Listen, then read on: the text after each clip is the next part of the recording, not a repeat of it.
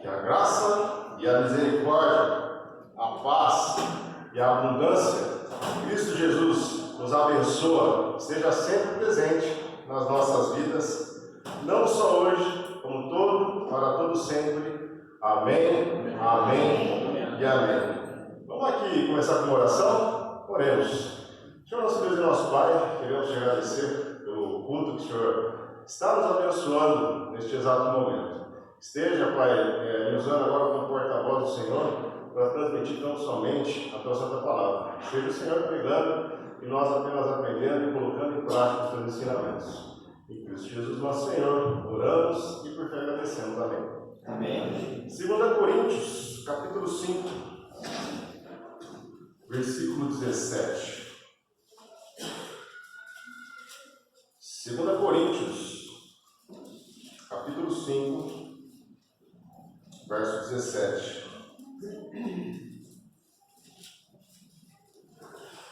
Que diz a palavra do Senhor: portanto, se alguém está em Cristo, é nova criação. As coisas antigas já passaram, eis que surgiram coisas novas. Se alguém está em Cristo, nova criatura é. Se alguém está em Cristo, nova criatura é. As coisas antigas já passaram, eis que se fizeram novas. Se alguém está em Cristo, nova criatura é.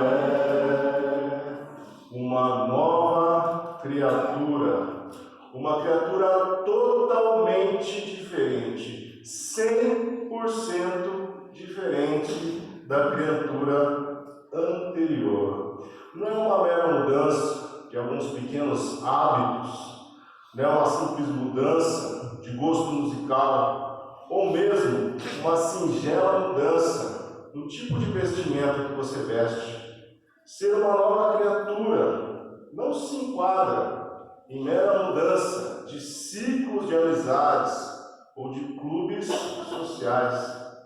Tampouco é uma pequena alteração no nosso vocabulário, no nosso jeito de falar, ou nossa entonação de voz quando conversamos com as pessoas. Em resumo, mudanças de hábitos, mudanças de comportamento, mudanças de valores, dentre tantas outras mudanças na vida do indivíduo, não possuem o condão, não possuem o poder de testemunhar em favor do mesmo, se ele é ou não de fato uma nova criatura. Pelo simples motivo que mudanças, elas podem ser mudadas. Porque se tal indivíduo ele quiser retornar ao estágio anterior, basta uma simples ação de vontade ao sentido oposto ao que estava, e ele conseguirá desfazer a sua mudança e voltar ao estágio anterior que ele estava. Mas afinal, o que é ser uma nova criatura? E o que pode testemunhar em favor de uma pessoa, se ela é de fato uma nova criatura? O que será que é? Se a mudança de comportamento, de um modo geral, ela não se mostra um parâmetro confiável, o que então seria um parâmetro confiável para discernir se a pessoa é ou não uma nova criatura? Uma boa pista que a gente vai encontrar está em Romanos, capítulo 1, a partir do versículo 18. Vamos abrir aqui as nossas Bíblias. Carta de Paulo aos Romanos, capítulo 1, versículo 18 a 20. Carta de Paulo aos Romanos, capítulo 1, versículo 18 a 20, que diz o seguinte: portanto, a ira de Deus é revelada dos céus contra toda a impiedade e injustiça dos homens, que suprimem a verdade pela injustiça. Pois o que de Deus pode se conhecer é manifesto entre eles, porque Deus lhe manifestou. Pois desde a criação do mundo, os atributos invisíveis de Deus, seu eterno poder e sua natureza divina, têm sido vistos claramente, sendo compreendido por meio das coisas criadas, de forma que tais homens são indesculpáveis. Que sabedoria profunda esta, descrita aqui pelo apóstolo Paulo, nesses 3 versículos aqui que a gente acabou de ler. O Espírito, ele diz, através de Paulo, através do apóstolo, que as coisas criadas por Deus servem como um complemento, servem como uma ratificação, uma confirmação da palavra escrita. Ou seja, a observação das coisas criadas, a análise da natureza, a fauna, a flora, bem como a própria existência humana, nos ajudam a compreender de uma forma ainda mais profunda a vontade divina sobre as nossas vidas, sendo como verdadeiras parábolas cotidianas para a real compreensão daquilo que o Senhor, o Deus Altíssimo, espera de você e de mim. Todas as coisas criadas, elas servem também como um testemunho contra os descrentes, que não acreditam que há um Deus criador, um Deus criativo, um Deus mantenedor de todas as coisas. Sendo isso, o suprassumo das ignorâncias, a maior de todas as ignorâncias da humanidade, que é não acreditar que há um Deus criador de todas as coisas. É como aquela frase que é bastante compartilhada nas redes sociais, que diz que nenhuma quantidade de evidência irá persuadir o idiota. Por mais que Deus evidencie, por mais que constantemente, ininterruptamente, Ele demonstre inúmeros prodígios, inúmeras maravilhas extraordinárias, através de todas as coisas criadas, desde as coisas mais sutis, como a estrutura dos átomos, elétrons e prótons, até as coisas mais extravagantes, como as estações do ano, ou mesmo as estrelas, os sistemas interplanetários, que Deus chama cada um pelo seu nome, os enfileira e ainda não conseguem ocupar as extremidades da mão poderosa do Senhor. Agora, se tais evidências já são um indesculpável testemunho contra a própria humanidade descrente, o que ele poderia ser para nós, os que cremos, o que confiamos que temos um Deus criador dos céus e da terra? E há tanta, mas tanta sabedoria de Deus nas coisas criadas, que seria simplesmente impossível para nós, seres humanos, enumerar cada uma delas, na sua totalidade, da riqueza de bênçãos que ela pode nos proporcionar, e de fato já nos proporciona dia após dia. Falaremos até a exaustão, e ainda não seremos dignos sequer de uma breve, de uma sucinta introdução sobre todas as coisas de Deus. Não seria só atrevimento da nossa parte, mas também seria pecado cogitar essa possibilidade, ou mesmo essa impossibilidade nossa. Porém, eu gostaria de enfatizar um assunto sobre o que Jesus falou com Nicodemos, sob a ótica das coisas criadas por Deus, no livro de João, capítulo 3. Vamos ver aqui no Evangelho de Jesus Cristo, no livro de João, capítulo 3.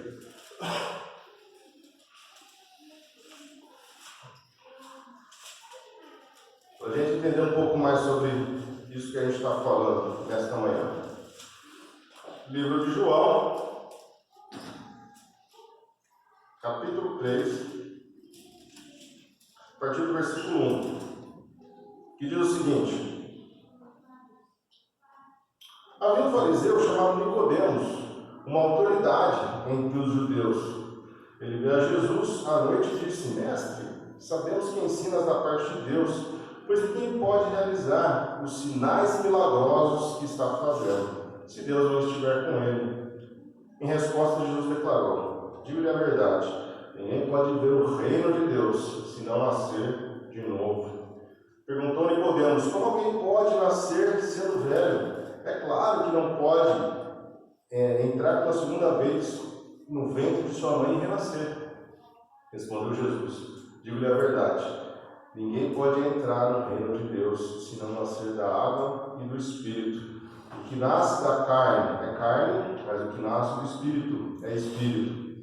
Não se surpreenda com o fato de eu ter dito: é necessário que vocês nasçam de novo.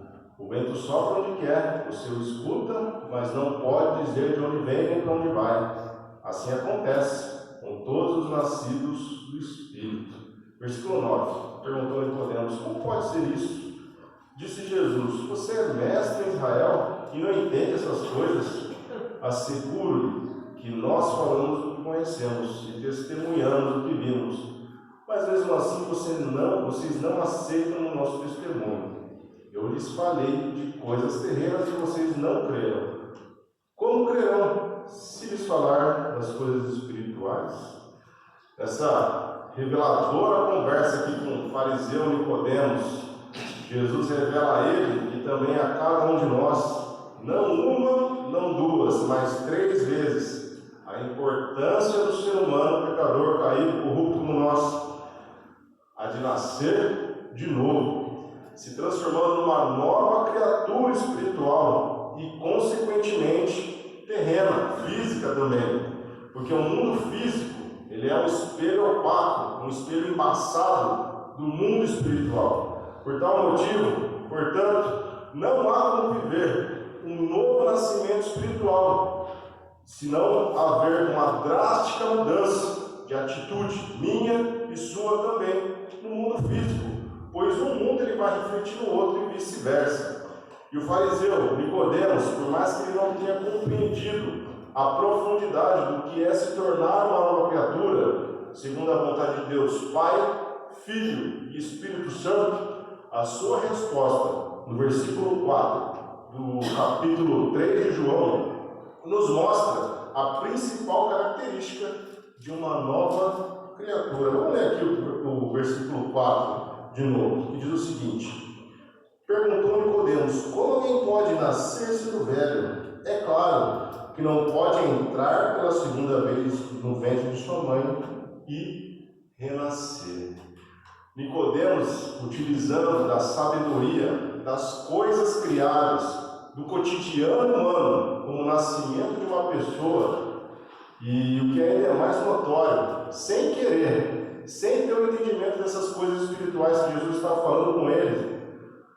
E naquele momento, Nicodemos ele conseguiu extrair a principal característica de um novo nascimento, que é a característica do não retrocesso ao seu estado anterior. Em outras palavras, o verdadeiro novo nascimento, segundo a vontade de Deus, ele é tão tremendo, ele é tão impactante, com uma ação tão profunda do Espírito Santo na vida da pessoa, que fica impossível que ele retroceda ao seu estágio anterior. Como é impossível que o filho retorne ao ventre de sua mãe, por mais que por algum motivo ele até possa querer retornar no momento de loucura, no momento de insensatez, ao ventre de sua mãe, é impossível que isso se realize na prática.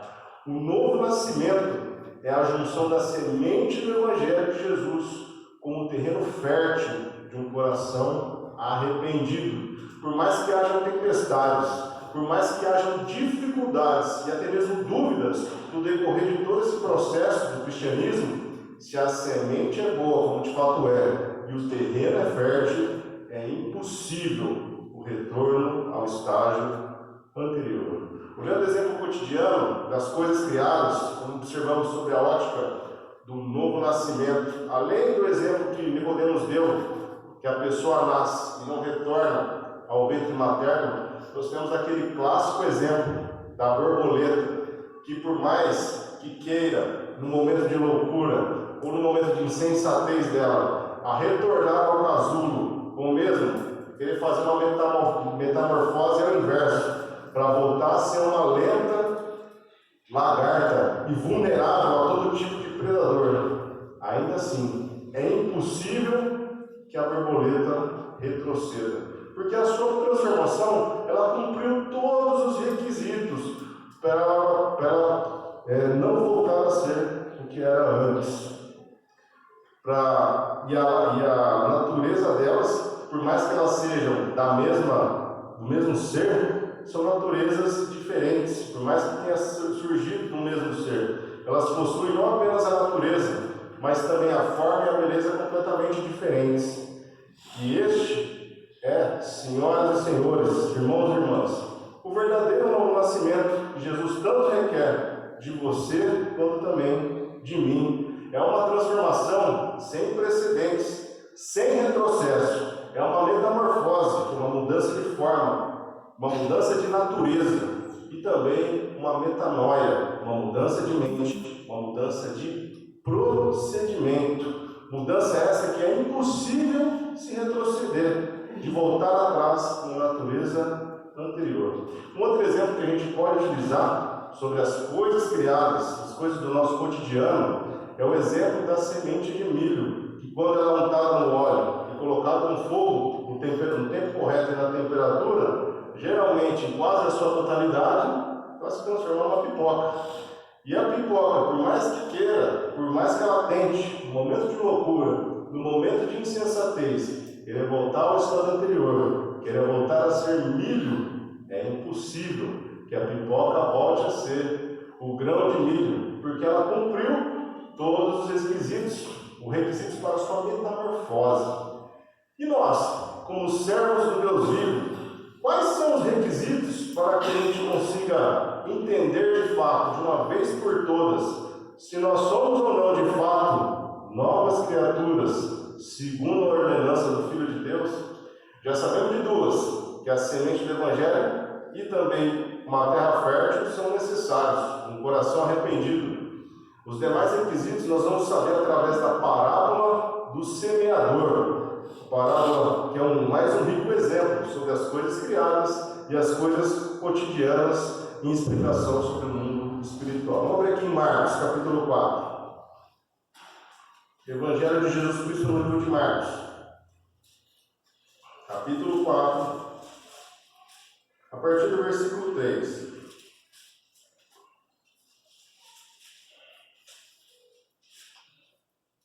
Marcos capítulo 4, a partir do versículo 3.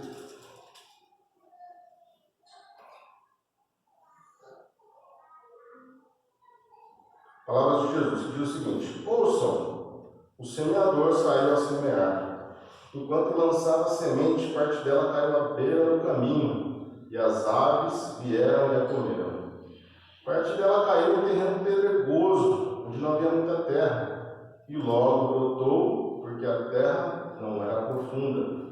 Mas quando saiu o sol, as plantas se queimaram e secaram, porque não tinham raiz. Outra parte caiu entre espinhos, que cresceram e sufocaram as plantas, de forma que ela não deu fruto. E outra ainda caiu em boa terra, germinou, cresceu, deu boa colheita, a 30, 60 e até 100 por um. Aqui, nessa alegoria, Jesus mostra 4 tipos de terrenos, 4 tipos de pessoas, também compreendidos como 4 tipos de reações diferentes das pessoas que despenderam tempo de qualidade para ouvir o verdadeiro Evangelho. 4 tipos de pessoas que de fato entenderam toda a estrutura do plano de salvação em suas mentes e estavam naquele momento dando uma resposta a Deus referente a toda essa sabedoria da semente do Evangelho que eles acabaram de receber. Nesses 4 terrenos, o primeiro deles, após o entendimento da palavra de Deus, negou-se a aceitá-la naquele momento em específico da sua vida. Eu falo naquele momento em específico porque é muito importante a gente compreender isso, porque cada pessoa ela possui o seu próprio entendimento em determinado momento de sua vida e um tipo de maturidade em cada existência terrena, assim como cada um de nós. Portanto, não é porque algumas pessoas possuem um terreno considerado à beira do caminho, o pior terreno, segundo o próprio Jesus, que futuramente não possa se transformar num terreno fértil, pois cada pessoa tem o seu tempo. E Jesus, sabiamente, como sempre, ele colocou exemplos de terrenos, porque qualquer terreno, por mais duro que seja, durante a sua existência, ele ainda pode ser adubado, tratado e para que venha a se tornar uma boa terra. E nessa parábola, Cristo, de forma alguma, também sentenciou pessoas, apenas informou o tipo de reação de cada pessoa ao receber a sabedoria do Evangelho, da salvação. Os últimos 3 terrenos, todos eles receberam um novo nascimento, porque a planta ela cresceu, sendo essas pessoas umas pessoas já batizadas na água e no Espírito. Ou seja, os 3 últimos já são irmãos em Cristo entre si. Porém, desses tipos de irmãos, apenas o último, de fato, se transformou numa nova criatura, porque atendeu todos os requisitos divinos para tal, que são eles: a boa semente do Evangelho, a boa terra, que é um coração arrependido, um coração aquebrantado por Deus, e os demais, que é a manutenção constante da terra que nós temos, adubando, também arando, regando, e também o tratamento da nossa árvore, que nós devemos podar, retirar também os parasitas que porventura estejam lá para atrapalhar o desenvolvimento dessa planta, e para que de fato consigamos fazer a produção de 30, 60 e até 100 para 1. Na parábola do semeador, nós conseguimos enxergar na prática aquela famosa frase de Cristo Jesus que está em Mateus, no capítulo 19, versículo 20, mas não precisa nem abrir, eu vou falar para vocês aqui. Contudo, muitos primeiros serão últimos, e muitos últimos serão primeiros, pois tão somente os últimos, aqueles que permanecerem até o final, com Cristo, custe o que custar, doa a quem doer, aqueles que receberam não apenas um novo nascimento, mas também se transformaram em novas criaturas, aqueles que não apenas foram terrenos férteis, mas também mantiveram a manutenção constante do terreno e da árvore, sendo exímios mordomos de Deus, lavradores espirituais do Senhor, sendo produtores a larga escala de frutos, 30, 60 e até 100 por 1. Então somente estes, como são cada um de nós nesta manhã, e também de nossos irmãos em Cristo que estão espalhados, fiéis, espalhados até os confins desta terra, tão somente nós, a igreja do Senhor Jesus Cristo, a igreja dos primogênitos, estaremos, pela vontade de Deus vivo, aptos, plenamente preparados para recebermos a coroa da vida, quando a colheita divina estiver chegado ao seu final. Qual terreno somos eu e você? Será que nós já recebemos o novo nascimento através da obediência ao Evangelho? Faça uma reflexão você. Se sim, será que já fomos transformados pela metamorfose, pela metanoia, em borboletas ou mesmo em pipocas, que não retrocedem ao seu estado anterior? Será que estamos cuidando da nossa terra, da nossa árvore espiritual, para que rendam frutos 30, 60, até 100 por 1? Será que estamos fazendo isso? Se ainda não, eu tenho uma boa notícia para falar para nós nesta manhã. Ainda dá tempo da gente se arrepender e voltar aos caminhos do Senhor e produzirmos os frutos de arrependimento das nossas atitudes. Para a gente finalizar, vamos voltar em 2 Coríntios, capítulo 5, no versículo 17. 2 Coríntios, capítulo 5, versículo 17.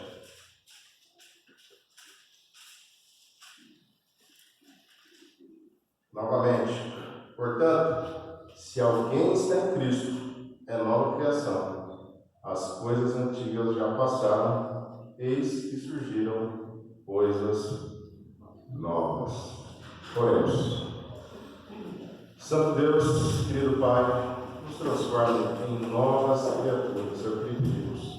Se nós não somos novas criaturas ainda, nos transforme. Faça com que consigamos dar colheita 30, 60, até 100 por um, para que de fato nós consigamos glorificar a tua vida através das nossas vidas. Perdoa os nossos pecados, porque muitas vezes não conseguimos fazer isso, mas que o Senhor nos ajude, nos transformando numa metamorfose, numa metanoia, mudando todo o nosso ser, para que sejamos segundo a imagem, segundo a semelhança do teu Filho. Livra-nos do mal das tentações, é o que lhe pedimos em Cristo Jesus. Amém. Amém.